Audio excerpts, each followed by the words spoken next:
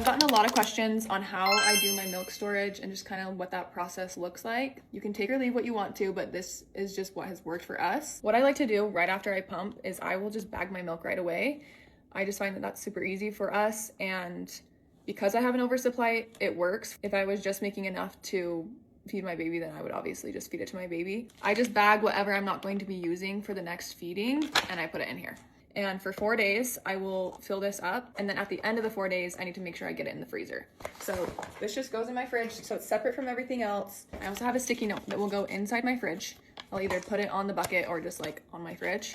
And I have freeze by and the date that I need to freeze it by. So I just have this eye level so I can see it at all times. I just make sure to freeze it by this date. I froze this bucket yesterday, and now I'm starting to fill it back up for the next 4 days. At the end of the 4 days, I will take this out of the fridge, then I will mark off the date that it is, and then I will count 4 days, and I will use my fingers, 1, 2, 3, 4, and I will write the next date, and I'll put this in the fridge, so I know the next time I need to freeze my milk. Before I go to freeze my fresh milk, I have to leave it in this bucket while I go get this out of my freezer, because now this has a bunch of frozen milk. It's not organized into gallon-sized bags. So what I will do is I will dump this out, and I will just separate it into about 50 to 60 ounce bags.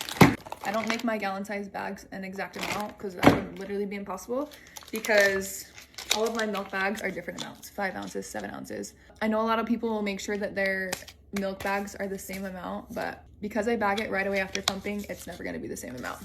I'll get my calculator out, or I'll use my fingers, and I will just fill up gallon-sized bags until I get around 50 to 60 ounces.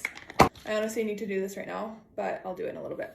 Once this is empty into gallon-sized bags, then I will take my fresh milk and I will lay it in here so that it can freeze. And then I'll put the fresh milk in my deep freezer so it can freeze. And then I just repeat that cycle every 4 days. I feel like doing it this way, we do the least amount of work. It's just like every fourth night we have to do this. And I get my husband to help me so it goes by quicker, and yeah. It's super easy. I hope that made sense. If you have any questions, just comment them below and I will get those answered for you.